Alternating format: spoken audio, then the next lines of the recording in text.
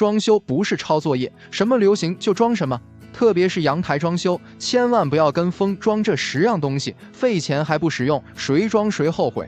你还别不信，这都是小东做装修行业15年来总结的经验教训。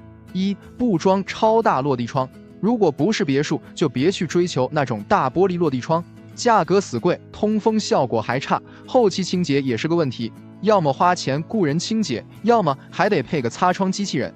最关键的是安全性还不好，特别是楼层高的，刮个大风你都得心惊胆战的。如果窗外有景观，想要视野好，就在玻璃中间加一根竖挺，既节省了费用，视野也不受影响。2. 不装推拉门，特别是客厅面积不大或者采光不好的户型，就不要在客厅和阳台之间装推拉门了，室内不通透，还显得空间小。更不要装这老掉牙的过门石了，一点用处没有，还显得小气。直接客厅阳台打通，瓷砖通铺过去，这样空间才显宽敞，视觉上也更显通透。3. 墙面不做乳胶漆或微水泥，阳台湿度和温差都比较大，特别是南方地区，如果刷乳胶漆或者刮大白，时间一长，非常容易反潮起皮。至于现在流行的微水泥，工费高，成本贵不说，也很容易产生划痕或者表面变色发霉。所以阳台墙面建议直接地砖上墙，打理卫生省心，也更加耐用。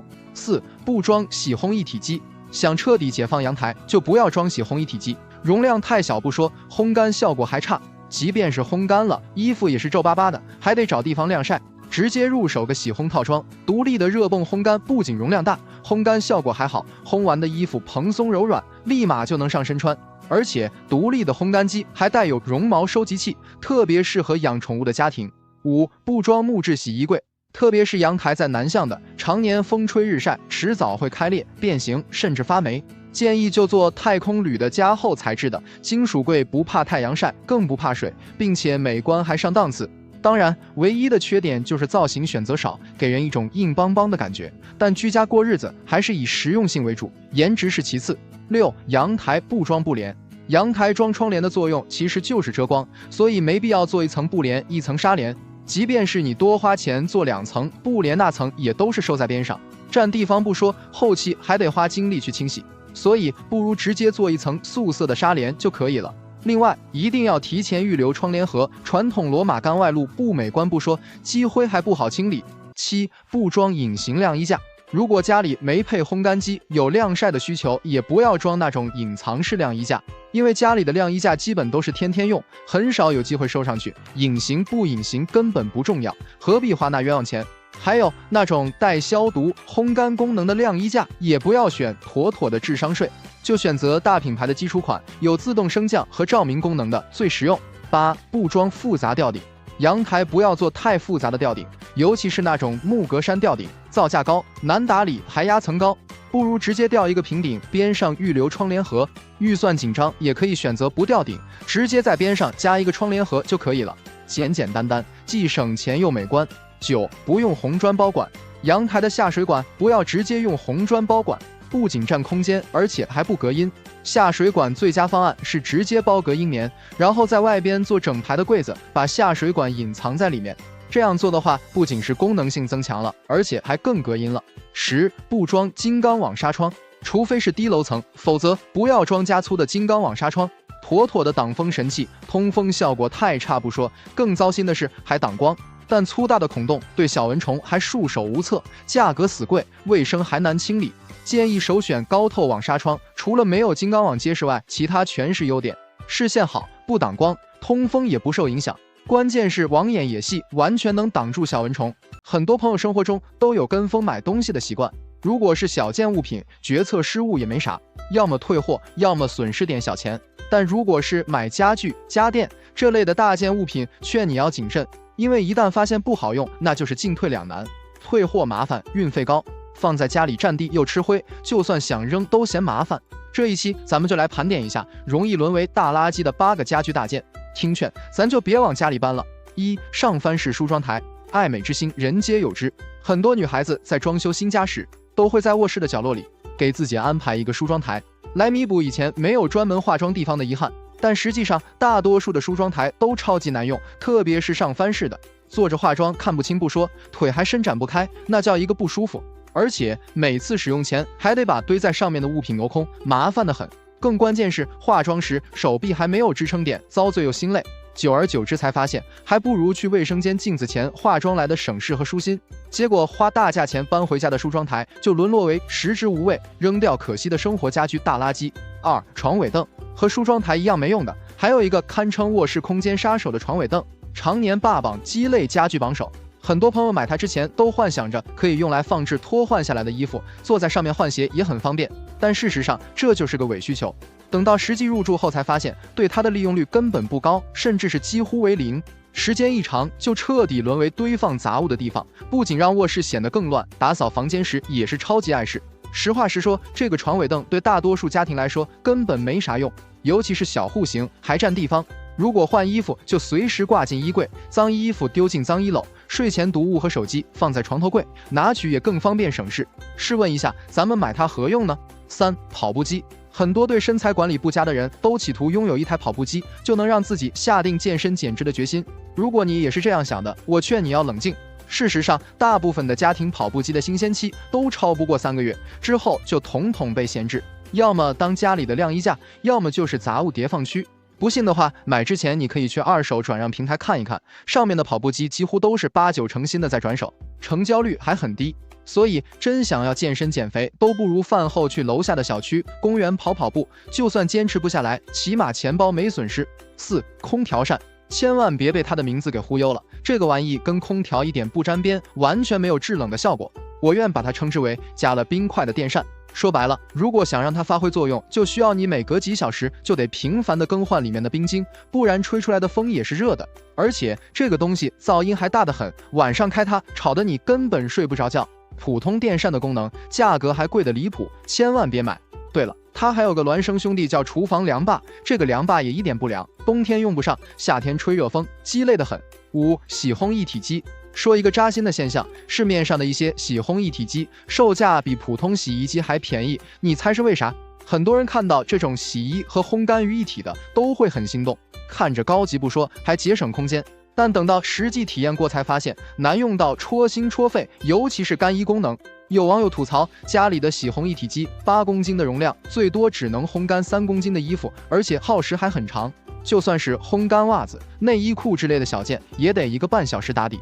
大件衣物想要烘干后直接就能上身穿的场景也根本不存在，烘干后的衣服都是皱巴巴的，有些面料还缩水严重。听到这些槽点，如果你还非要往家里搬，我也拦不住。6. 各种网红造型沙发。现在市面上的网红款沙发确实颜值出众，什么云朵、大黑牛、大象耳朵、钢琴键、帆船、像素沙发等等，多到数不胜数。讲真，这些沙发不论是造型还是质感都没有能挑剔的地方，摆在客厅里也很显气派。但说句良心话，也许会得罪人，等你入住后就会发现，他们都会有一个共同的毛病，就是坐靠在沙发上，脖子没有枕的地方。因为这些网红沙发的靠背都很短，就导致休息时没有支撑你脖子的位置，所以一旦你在沙发上靠的时间久了，就会感觉脖子很疼。不信的话，你们就去试一试。7. 网红羽毛灯。卧室里装个羽毛吊灯，一定是各路小仙女最得意的装修设计，飘逸的造型，质感也是无可挑剔。如果你也心动了，我劝你别冲动，因为它的美感花期很短。时间一久，你会发现它的羽毛会由最初的白色到灰色，再到黑色，因为招灰是它躲不掉的缺陷。而且脏了你还不能洗，一旦勤快了，借用网友的话形容，就是鸵鸟毛，瞬间变身乌鸡毛，那叫一个惨不忍睹。不洗吧，灯光的光线还会越来越暗，就是个美丽的废物。8. 一堆清洁电器。但凡提到做家务，多数人都会摇头，即便是勤快的人也同样烦恼，所以才导致市面上的清洁电器层出不穷，什么擦窗机器人、吸尘器、除螨仪，还有大件的洗地机、蒸汽拖把、扫拖一体机等等，多如牛毛。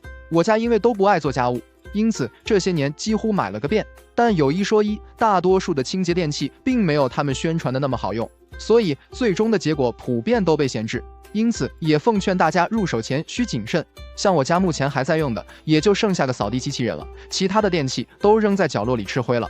勤俭节约是中国人的传统美德，但不提倡过度节俭，无休止的囤积没用的东西，这也舍不得扔，那也舍不得丢，到头来只会让家里的收纳空间越来越小，甚至变得乱糟糟。长期居住在杂乱的环境里，不仅会影响家人运势，而且还会让人心情烦躁、精神疲惫。所以说，千万不要过度节俭，有些用久了、用旧了的东西就要尽快处理掉。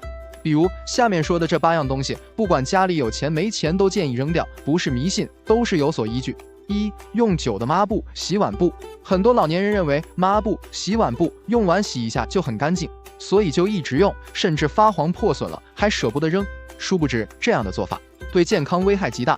旧抹布长期不换，即便是经常洗，也会带来大量的细菌和病菌，而且还会影响吸水性和清洁效率。这种无效节省真的得不偿失。所以说，抹布、洗碗布这种日常消耗品，建议至少1至2个月就要更换一次，不然真的会危害到健康。2. 发霉的筷子、菜板。之前看到网上有一堆教人清洁发霉菜板和竹筷子的小妙招，真的无语。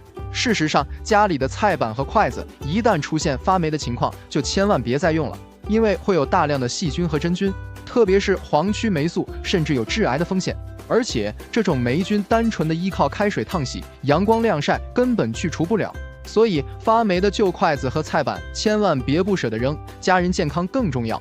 另外，家里正在使用的也要做到定期用盐水浸泡，有助于避免细菌的滋生。3. 没用的纸壳、快递箱。家里的老一辈总有喜欢攒废纸壳、快递盒的习惯，甚至有些人还会把别人不要的废纸箱、快递盒带回家，攒起来留着卖钱。结果搞得家里阳台、客厅、走道堆得到处都是，占地方不说，还会带来脏乱差的环境，严重影响生活质量。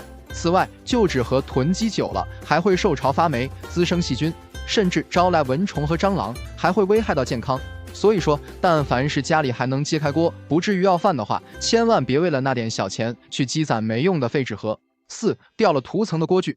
不管是电饭煲也好，还是不粘锅也罢，一旦发现涂层破损或刮花，就不要再用了，因为会释放有害物质，一旦不小心食用到人体内，对健康有不可逆的危害。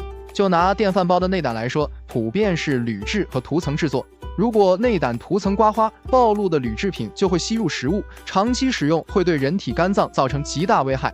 还有不粘锅的特氟龙涂层，一旦磨损或脱落后，在高温下会释放一种叫做多氟丙烷的有害物质，会导致人体肝脏和免疫系统的受损，甚至会增加患癌风险。所以家里的锅具如果有涂层掉落的问题，千万别不舍得扔，及时换新，才能确保食物安全。5. 长期冷冻的食物。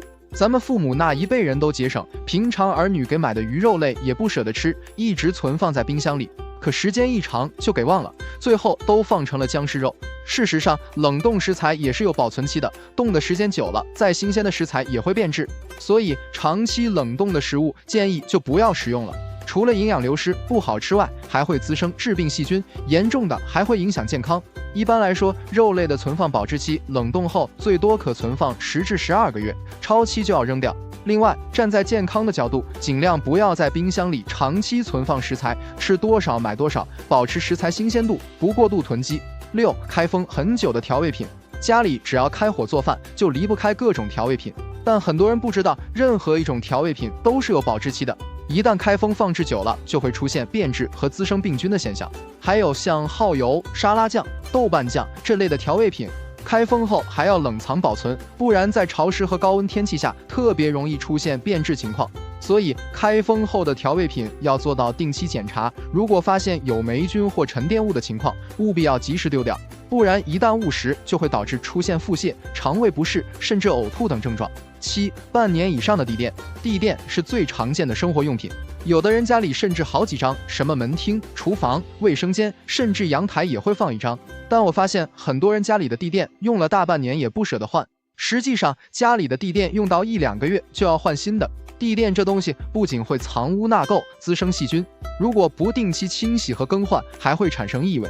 所以说，地垫用了半年以上，即使看上去很干净，也要及时换新，避免给家人带来健康危害。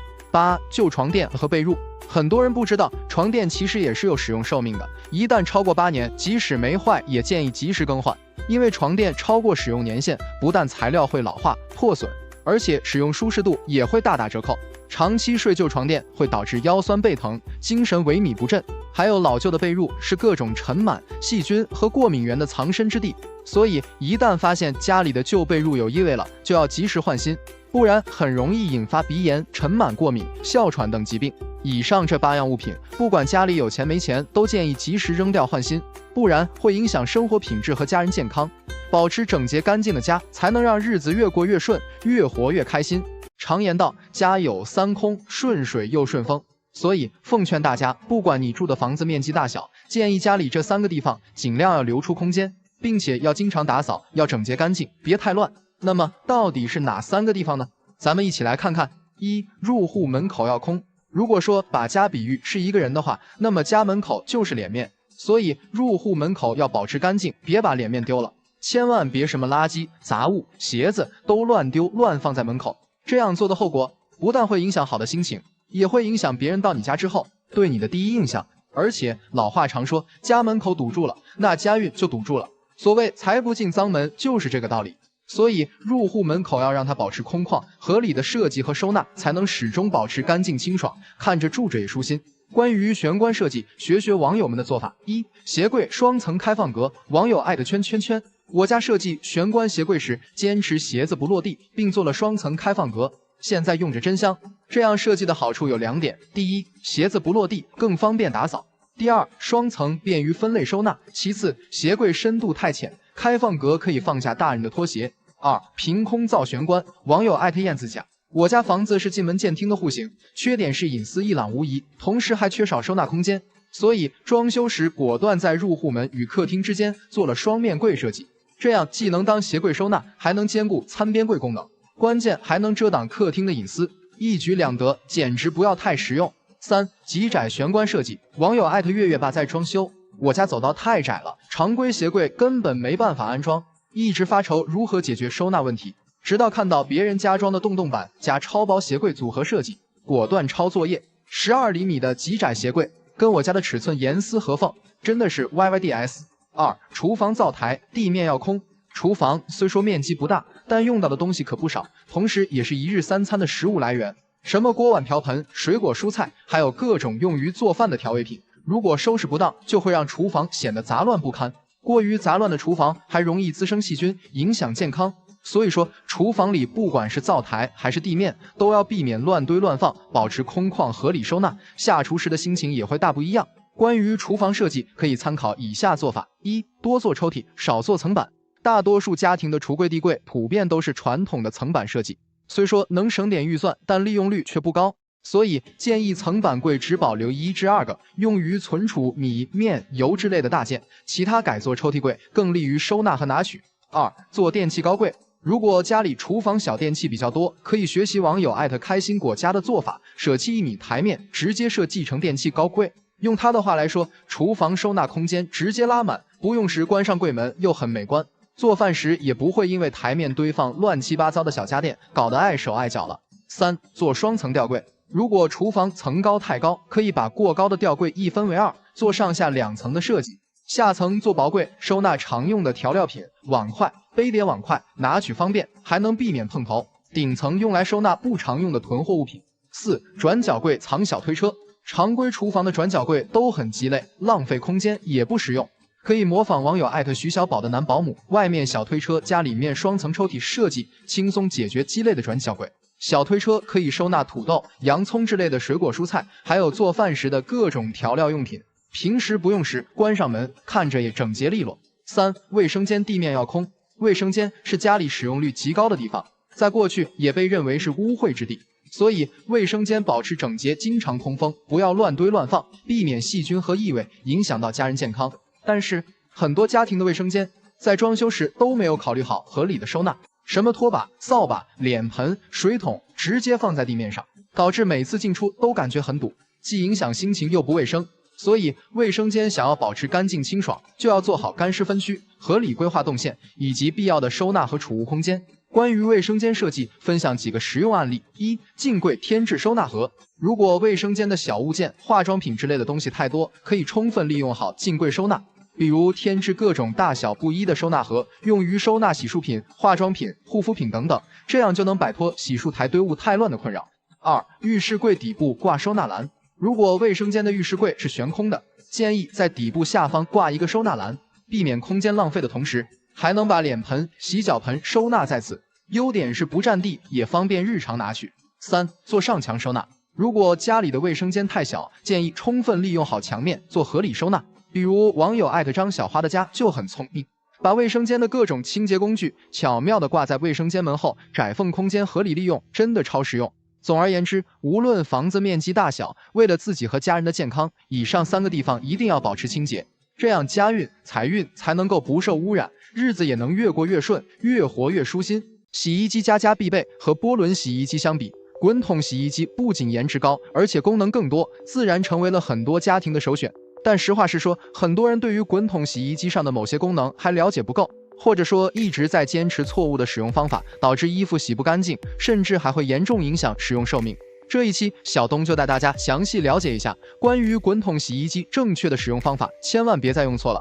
1. 洗床单、被罩不能卷成团，要叠放后洗。很多业主吐槽家里的滚筒洗衣机洗小件衣服还行，但如果洗像床单、被罩或者毛毯之类的大件时就很鸡肋，要么是清洗不干净，全都缠到一起了，要么就是脱水时过度震动，导致洗衣机移位，像是要离家出走似的。其实出现这种情况，大概率是放大件衣服时使用了错误的方法，或者使用前根本没看说明书导致的。要知道，滚筒洗衣机它是通过上下摔打实现清洗衣服的，如果你把它塞得太满，就会导致它没有摔打空间，衣服洗不干净不说，还会增加电机的负担。很多人洗床单、被罩这类大件时，都是揉成一团，一股脑的扔进洗衣机，这样的后果就会造成洗衣机过度震动，导致衣物或者洗衣机损坏。正确的方法是，洗床单、被罩要先把它们分开，然后折一下，叠好后的两端朝向滚筒内侧，这样洗完的床单、被罩不仅不会缠在一起，还会因为过水面积大，洗得更干净。2. 洗涤剂盒放错顺序会导致衣服洗不干净。不同于波轮洗衣机，滚筒洗衣机是有专门的洗涤剂投放盒，如果你平时洗衣时随意往里边加洗衣液、洗衣粉，这种做法也是错误的。滚筒洗衣机的洗涤剂盒打开之后会看到3个小格子，最右边的是预洗格，就是衣服需要预洗或消毒的时候用的，所以消毒液要放在这个格子里。最左边的是洗涤格，放的就是主洗涤剂，说白了，这个格子就是用来放洗衣粉、洗衣液的。而中间的这个是柔顺格，就是用来放柔顺剂的。知道了洗涤剂盒的用法，使用时就要特别注意，千万别放错了，不然会带来很不好的后果。1. 主洗涤盒放错，如果把消毒液或者柔顺剂放在主洗槽里，它们相互就会发生反应，从而降低洗衣液的洗涤效果，导致衣服洗不干净。2. 柔顺格放错，如果在柔顺格里加入洗衣液的后果，会导致衣服漂洗不干净，这也是为什么有些人说滚筒洗衣机洗不干净，会产生大量泡泡的原因。3. 预洗格放错，滚筒洗衣机的预洗主要是以浸泡为主，一般这里是可以放消毒液和除菌液的，但需要注意的是，快洗功能没有预洗模式，所以不能放消毒液。3. 不同厚度的衣物不要用相同转速，滚筒洗衣机上的转速功能也是很多人使用时容易忽略的地方。如果一年四季的衣服都是用相同转速洗涤，也会影响衣服的清洗效果。其实使用滚筒洗衣机时，我们要根据衣服的薄厚来调节适合的温度和转速。比如说冬天的衣物比较厚，这时就需要把转速调到1000转或是1200转，温度调到40度，这样就能避免因为转速过低导致洗不干净或甩不干的情况。那如果是夏天比较薄的衣物，咱们就选择400到600转，温度调到30度，这样也能避免因为转速过高导致清洗后损伤衣物。4. 不建议经常用快洗功能。很多人使用滚筒洗衣机，觉得标准洗涤时间太长，就直接选择快洗或速洗了。殊不知这样的做法也是不对的，因为滚筒洗衣机15分钟的快洗功能，一般它的洗涤时间只有2至3分钟，这么短的清洗时间，就算是小件的内衣、袜子也能很难洗干净。所以一键开启快洗功能只适合新买回来的衣服，或者是干净的衣服沾了水。如果是穿过1-2天不是太脏的衣服，要用15分钟快洗时，可以先手动加长它的洗涤时间，通常可以最高加到7分钟，这个时候它就会变成20分钟快洗了，比标准洗省时省电的同时，还能保证把衣物洗干净。5. 洗衣机右下角的小门用途。滚筒洗衣机的右下角位置通常会有一个小暗门，很多人不知道这里的用途。其实这个小门是滚筒洗衣机的排污口，有的是通过按压打开，有的是需要塞进去一枚硬币才能打开。像我家目前使用的滚筒洗衣机，打开之后会看到右边有一个胶圈拉环，它的主要作用是当我们遇到意外情况时，导致洗衣机的门打不开了，这个时候只要把这个拉环向下拉动，洗衣机的门就能轻松打开了。其次，这里面还会有一个应急管，它是滚筒洗衣机的紧急排水口，就是当发生断电或者紧急情况时，导致洗衣机里的水排不出来了，咱们只要把它拉出来，同时给它拧开，洗衣机里的水就会通过这个应急排水管流出。另外，这里面的大圈圈就是滚筒洗衣机的排污口，这个阀门需要逆时针旋转就可以把它取下来。这个排污口要经常给它做清理，它里面会有大量的毛发、污垢甚至淤泥沉积在上面。滚筒洗衣机洗完衣服甩不干，有异味甚至发霉，很有可能就是因为长时间没有清理它的排污口导致的。我们只需要定期把它拿到水龙头下冲洗干净，再以顺时针方向给它安上就可以了。滚筒洗衣机是所有家电里面使用误区最多的电器之一，长期使用错误的方法不仅会影响衣物的清洗效果，还会大大降低洗衣机的使用寿命。以上这些关于滚筒洗衣机正确的使用方法，你学会了吗？建议赶快转发给身边有滚筒洗衣机的家人，千万别再用错了。很多人第一次装修都有想把房子装修的比别人家更好看、更高级的攀比心，但因为缺乏经验，往往会选择盲目跟风，看到什么流行就装什么。然而等到真正入住后才发现，所谓的网红装修设计根本不实用，甚至说还很鸡肋。本期小东结合网友们的真实反馈，给大家总结了4个曾经被吹上天，如今却沦为笑柄的装修设计，劝你别再跟风了。1. 通铺哑光砖。全屋通铺哑光砖确实很美，不仅没有光污染，而且整体效果超像自流平。尤其是看到网上一些装修博主晒的美图，很少有人不心动了。然而很多跟风效仿的业主还没等入住呢，就纷纷后悔了。虽说哑光砖确实显高级，但它有一个致命缺陷，就是太难清洁了。有网友艾特婷婷家的果兜吐槽说，家里跟风铺的哑光砖肉眼可见的脏，拖也拖不干净，擦也擦不掉，真让人崩溃。网友艾特豌豆小王子家里装修完在做开荒保洁时就已经绝望了，过人必留印，稍微脏点就废，谁会理解蹲在地上擦3-4个小时瓷砖的那种崩溃感？正因为自身难清洁的弊端，才导致没火多久的哑光砖最终被柔光砖取代，沦为装修行业的笑柄。2. 岩板电视墙。以简洁大气、高级感十足所著称的岩板电视墙，也是无数装修小白竞相效仿的对象。尤其是在前几年，只要打开各大平台 APP， 在上面看到的网红装修，10家有8家都是岩板加木格栅的背景墙设计，搞得跟售楼处的样板间似的。先不说好看与否，关键是这种毫无功能性的堆砌设计，实用性太差，花钱多不说，还非常容易过时。网友艾特有点小任性，家人们谁懂啊？刚装修好的新房，花了8000多打造的岩板电视背景墙，竟然被邻居嘲笑说是5年前的装修，太老气了。网友艾特薇薇安装修人生的第一套房，突然觉得越装越土气，特别是这个岩板电视墙，真是越看越觉得过时。明明看到别人家装的很高级，然而现实装到我家就是妥妥的不洋气。其实装修是越跟风越容易过时，简简单单的大白墙，软装以上，同样能装出满满的高级感，还绝对没有做岩板费钱。3. 隐形晾衣架。很多装修业主抱怨阳台挂个晾衣架太影响装修颜值，有需求就有市场，部分做晾衣架的厂商嗅到了商机，因此生产出了隐形晾衣架，一度销售火爆。所谓的隐形晾衣架，就是把传统晾衣架内嵌到吊顶里，达到眼不见为净的效果。但实际上，这个隐形晾衣架就是个伪需求，纯粹是个智商税。设想一下，哪个正经过日子的家庭不是衣服天天洗、天天晾晒的？